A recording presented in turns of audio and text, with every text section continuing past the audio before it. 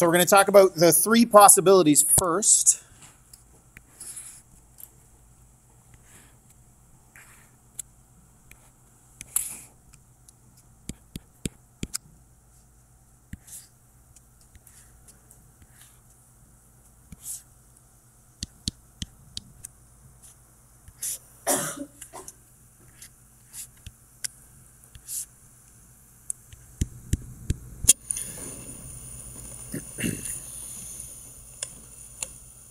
So if you're picturing a line and a plane, what could happen?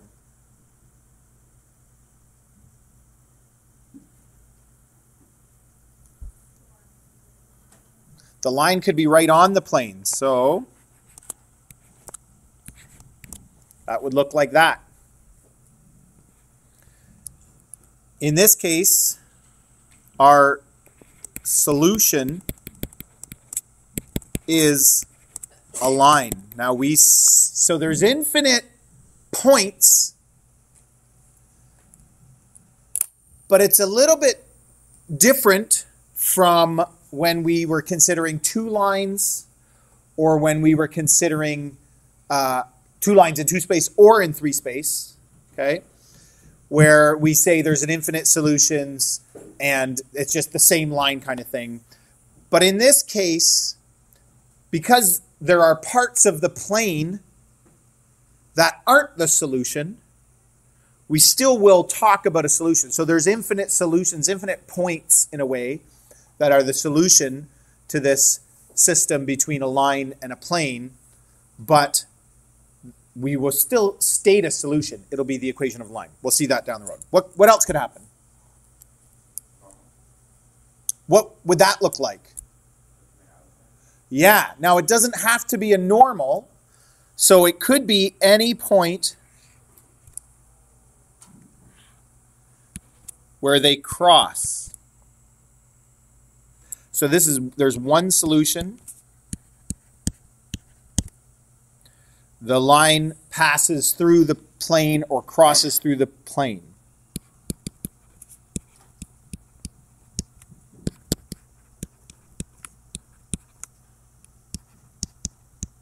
Whether it passes through at a right angle or not, I mean, that would be something you might talk about. You might talk about the angle between the line and the plane. But if we're looking for solving the system, we don't possibly care about what the angle, so whether it's at a right angle or not, maybe doesn't matter, right? We're just looking for the point where they cross. Okay, and what would be the third one?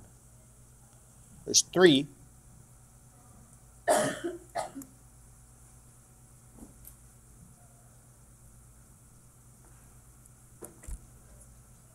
Yeah, so it would be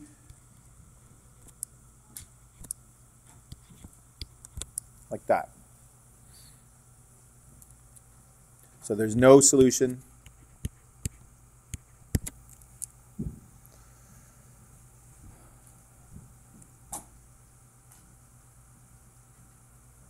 The line is parallel to the plane.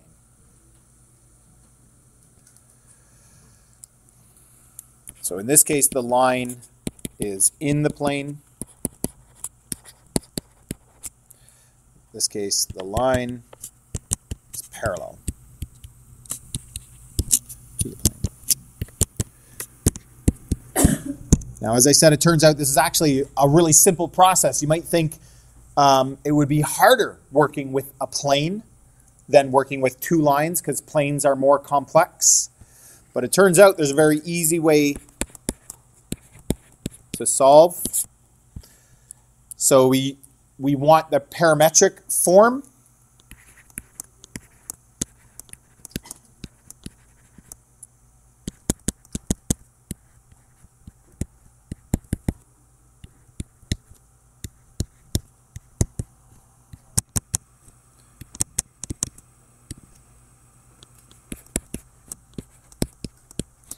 We sub the parametric equations of the line into the plane and solve for t, assuming t was used for the parametric form. Does that make sense? Like, we don't have to use t in the parametric form. It's just the standard that we often use. So after we have established that that's our method, I want to go back to these three examples. And if the line is in the plane, you're going to get this, 0t equals 0. When you solve, after you've subbed in the parametric form, if the line passes through the plane and you have one solution, you're going to get t equals k, some constant. And if the line is parallel to the plane and there's no solution, you're going to get 0t equals k, where k is not equal to 0.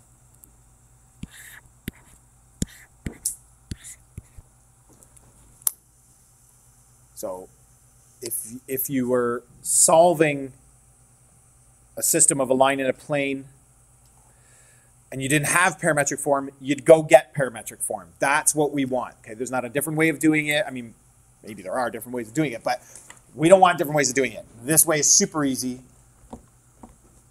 We have to know the three interpretations, but they align with what we've seen in the past. Of course, if you're finding the point, after you've found the value of t, you don't have the point, so you'd have to go get the point, but otherwise you'd be done. Let's take a look at an example. This one's nice. It's already given to us in parametric form.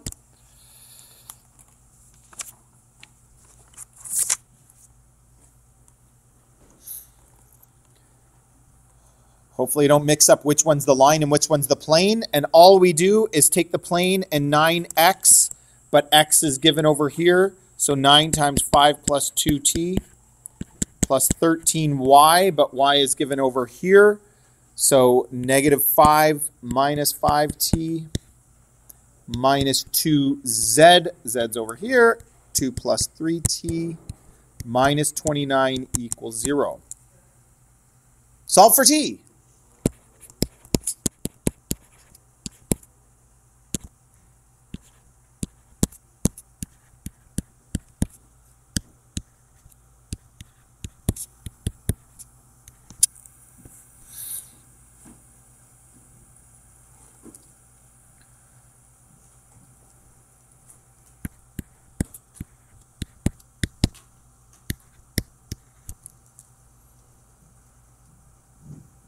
See what I mean? Pretty easy, right?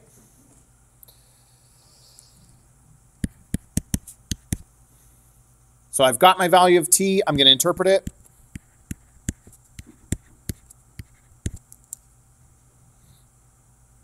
And then I'm going to go find those values. And of course, you could do this however you want, but using parametric form is probably pretty easy way. We've already got parametric form, so why not? So this is 5 plus 2 times negative 1, which is 3. Whoops. Y equals negative 5 minus 5 times negative 1, so that's 0. And z is 2 plus 3 times negative 1, so that's negative 1. So L1 and pi1 intersect at 3, 0, negative 1.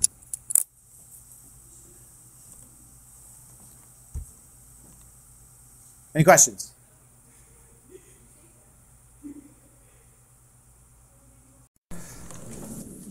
So when we examine this problem, it's the intersection of these two things. One of them is a plane, one of them is a line. After looking at the quizzes from yesterday, some of us still have quite a bit of work to do in working with this notation because people are confusing lines and planes and what is required for a line and what's required for a plane. Notation's tricky because it's typically not intuitive, right? Notation is just based on the way we decided to write things. But you need to work with this stuff long enough, so do enough of the practice so that you can tell. I mean, this is labeled as a plane, but even without that, you should be able to look at that and know that it has to be a plane. Like that, you should definitely have at least that level of confidence. And then same thing, look at this. How can I tell that that's a line? There's only one direction vector. That's pretty important. Okay? So that's something that you can think about. So this is the intersection between a line and a plane. In general, how do we solve this?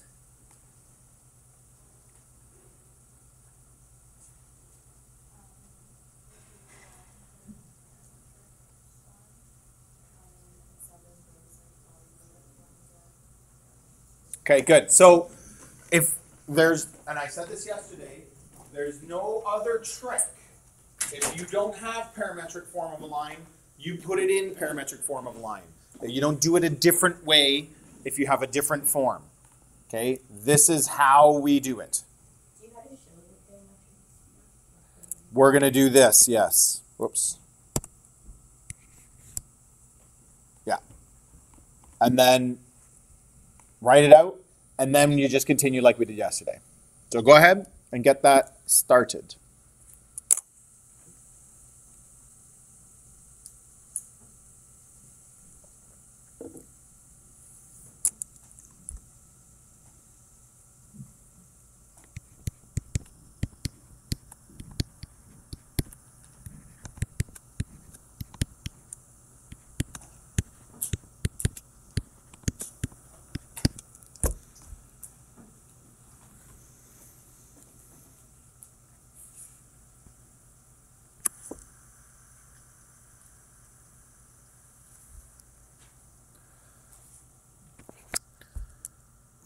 So once we have parametric form, as Emma said, I sub in. This is 2x, but there's x. It says x equals that, so I sub that in for x.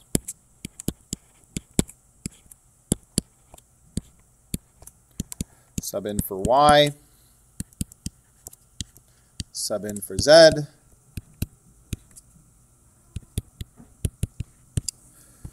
And then solve for t. Make sure, don't let this be the mistake that you make, expanding and simplifying this.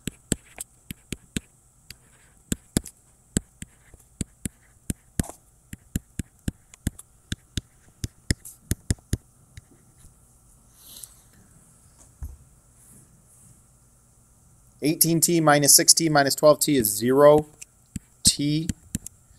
Negative 4 plus 10 plus 6 minus 12 is 0. And then I interpret this. A useful thing to think about to me is this is always true. So we explored this relationship. 0t always equals 0. It's not t equals 2. It's not at one value of t. What do we mean by always true? Any value of t that you choose will make this relationship true. Any value of t. You're going to get left side equals right side. So what does that mean? Not only that, there's more. The line is in the plane. Okay? So this is always true. Therefore, the line is in the plane. You don't need to say this every time, but I'm going to write this just because it's a good part of our conclusion. And the solution is, this is what's a little bit different. We're not going to just say there's infinite solutions. When we did this with linear systems, and you had two lines that were on top of each other, they're the same line, we'd say, therefore, infinite solutions, we'd stop there. But now,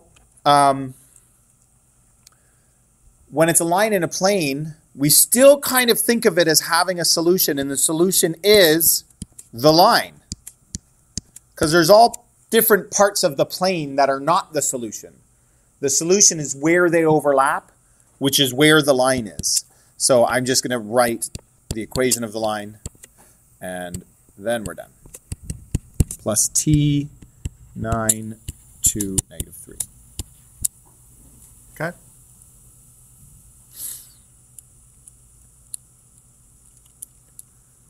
So it's easy to do, but there's 3 different outcomes and you have to be able to do the interpretation. That's obviously going to be a big part of this. Don't get lost. This is one of those things where people think, like, because I'm standing in front of you saying it now, put it in parametric form.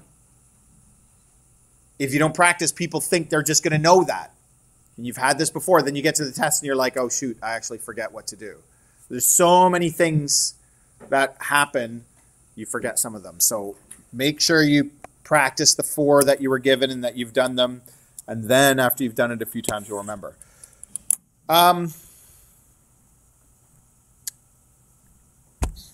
So this is an easy way. Like, these are easy to solve. Because putting an equation of a line into parametric form is easy. And then summing it in is easy, and then it's like a grade 9 math problem, right? But what else about a plane and a line could we explore to determine the nature of this system without solving? If it wasn't this easy, what else could we do? Like, what else about the properties of these things, the plane and the line, would be true?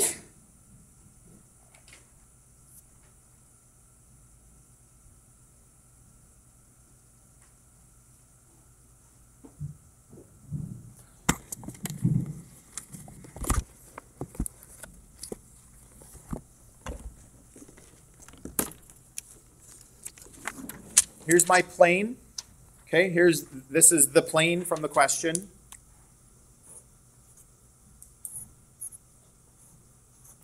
There's a few random direction vectors parallel to the plane. Not in the plane. We don't usually say vectors are in a plane, but parallel to the plane.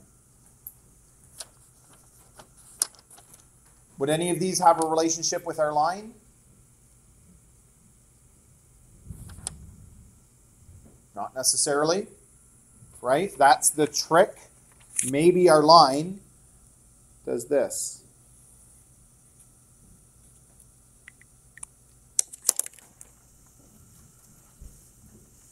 So vectors parallel to the plane maybe doesn't help, but what would help? What relationships should be true? What's the normal for this plane? It's in scalar form, so that's easy, right? 2, -3, 4.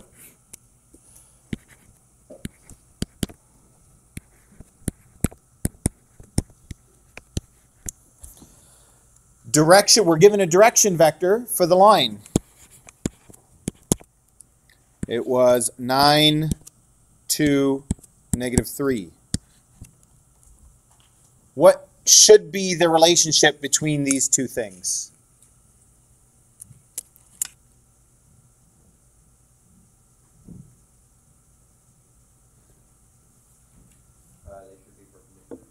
They should be perpendicular. Every direction vector parallel to the plane will be perpendicular to the normal. That's the point of the normal. That's the value of the normal. That's kind of crazy. A plane, you could pick any 2 vectors parallel to this plane. And there's infinite of them. Different length, different directions, pointing all over the place. Any 2 of them, take their cross product, and they'll all be scalar multiples of each other. Because the normal, there's only one normal, right? Scalar multiple of one normal. Any 2 vectors parallel to the plane. That seems crazy to me. So let's try it. How do I test if 2 vectors are perpendicular? Dot product.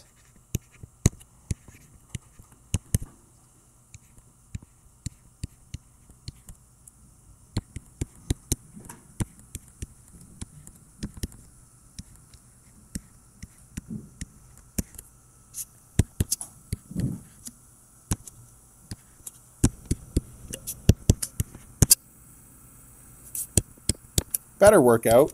What I think is interesting here, though, too, is take a look. Take a look at the dot product, and then take a look at what we did up here.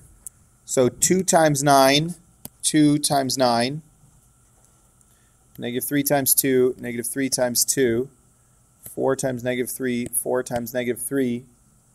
The dot product is actually giving us the coefficient of t to determine that they're parallel. Like, that's actually what happened there, right? That the plane and the line are parallel, and then it's if the constants work out, then it ends up being in the plane or not in the plane. Anyway, that's not really something you need to know, but I just think it's interesting to notice these patterns that pop out. And I thought it was interesting to think about, yes, there's an easy way to do this. And if you memorize the steps, then you're good. But there's more connections and more understanding that can be had between the relationships between lines and planes, the normal of the plane, direction vectors of lines, all these things, right? And that, to me, is what's worth thinking about. And again, after looking at the quizzes, some people have more time to spend on those things because people are using the dot product when it should be cross product or cross product when it should be dot product. Like, there's things that we're still trying to figure out, which will help for the test coming up next week on Tuesday. Okay, any questions?